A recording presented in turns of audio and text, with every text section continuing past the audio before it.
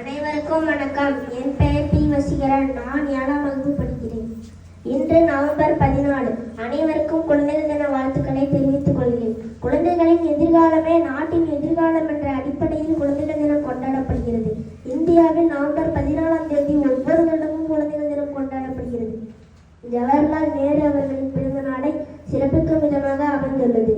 இவர் பிறந்த நாளை இவர் குழந்தைகளால் நேரு மாமா என அன்புடன் அழைக்கப்பட்டார். இவர் குழந்தைகளின் நலனில் அதிக அக்கறை கொண்ட நேரு அவர்கள் பிறந்த நாளை குழந்தைகள் தினமாக கொண்டாடப்படுகிறது.